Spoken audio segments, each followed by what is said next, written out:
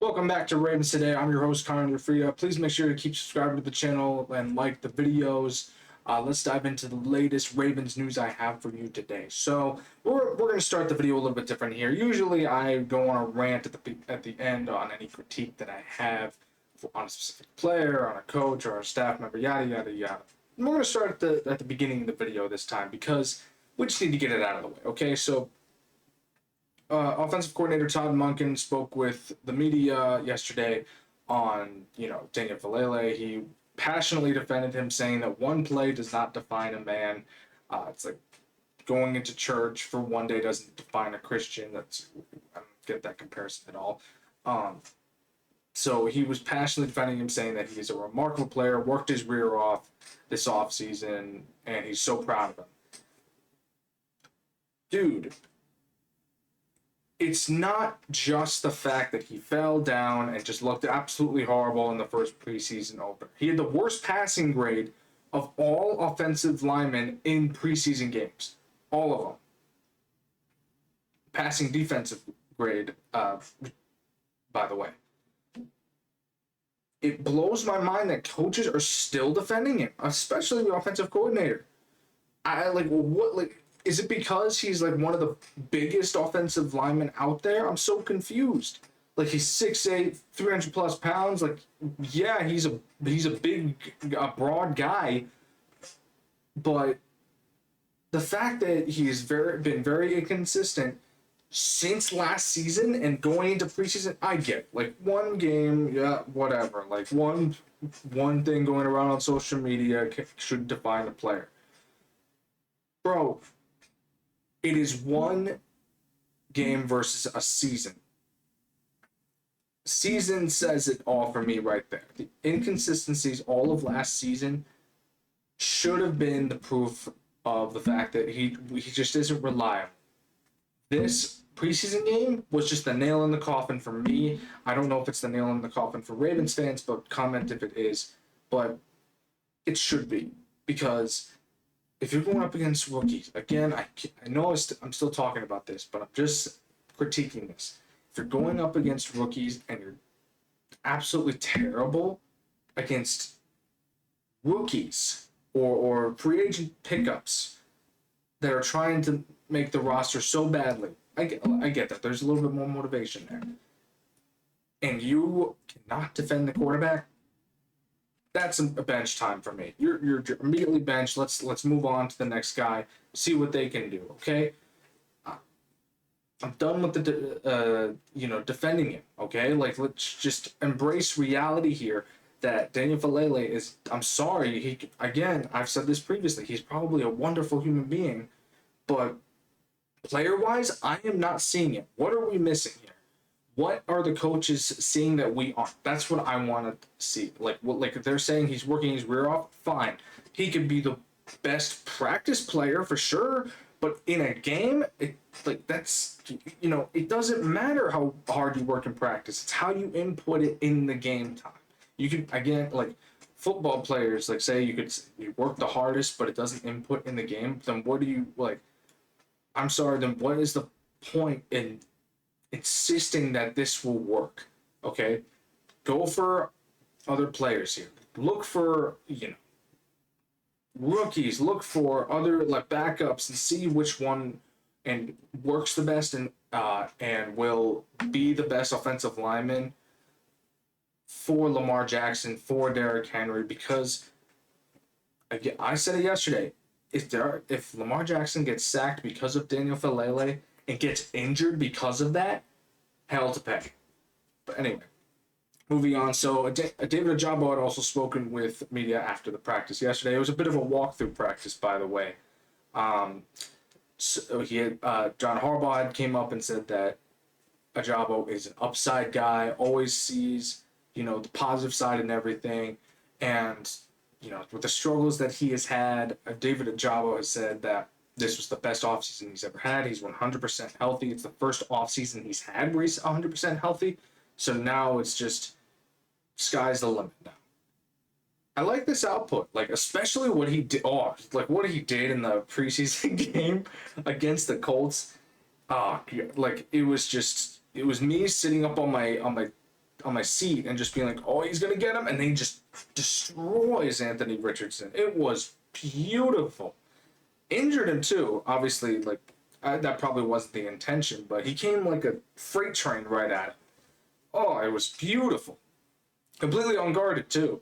But again, I'm still skeptical about David Ojabo. I like if he has a complete turnaround and keeps doing this, maybe we can see him, have a lot more reps on the defensive edge. But again, I'm very skeptical about it because we've only seen him play a couple times. It's either been injuries or setbacks or something. He just hasn't, in my eyes, been impressive. But that preseason game could have been a wake up call for us to see like, hey, Sleeping Giant's 100% healthy. Now we got to see him, play again. Now we get to see him play at 100%. Ojabo thinks so. John Harbaugh thinks so. So we'll see. Rooting for him, like obviously, but if he can't produce what we expect from him, it's time for David Ojabo to it's time to start looking at other teams. Ravens possibly cutting ties or looking at trade options with him. I'm just being skeptical about it. One game. It's complete turnaround from what I said earlier. One game doesn't define a player, but I'm just saying setbacks really hindered him, and it's like, but now we're like maybe we'll see something out of him that we're missing. Moving on, so Boston Scott, beloved Philadelphia Eagles former running back, visited the Ravens earlier. Bart Scott was, again, like I just said, beloved by Eagles fans, such a great depth piece for them. Played his whole career on the Eagles. Mind you, he's 30 years old. He's getting up there in age, but still can produce some gas in the tank.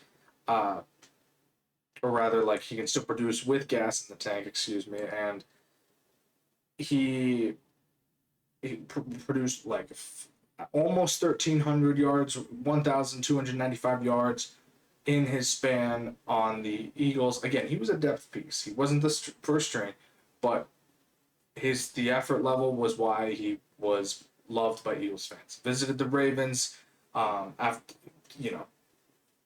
this week, and his career in the past couple seasons has been slowed by injuries. I don't see anything going with this. I think this is just a visit to see, I don't know why the Ravens are looking at running backs, because we had Myles Gaskin signed on earlier, and now we're looking at Boston Scott. Mind you, he's looking for a team that he wants to contribute to. I don't know why the Ravens are looking at running backs. It's really crowded in there already. You got Derrick Henry, you got Justice Hill, Keaton Mitchell, Rasheen Ali, pending anything changes with the roster. But it's just interesting to me that the Ravens are allowing these guys to visit. Maybe it's to show off their skills a little bit. I don't know, but visited the Ravens, so maybe there's some connections there where he can visit the Ravens, have a great outing with them, a great showing. And then they can send a video on over to another team saying, hey, this could be your guy, whatever. But, visited the Ravens.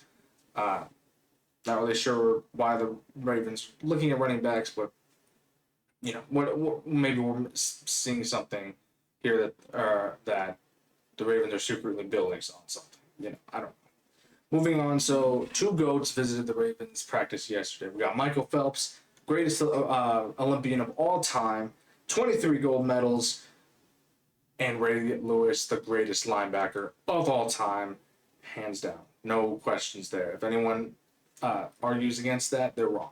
So, visited the Ravens in their walkthrough practice earlier, talked about, at post-practice, just talked with them about the team, about the dynamic, the culture, just trying to get them motivated for this season, because I do believe that Phelps and Lewis know that this team is a Super Bowl winning team, just like the Ravens fandom does. They just need a little kick in the butt. That's what Lewis was there for. That's what Phelps was there for, because these guys are champions. They know from Baltimore.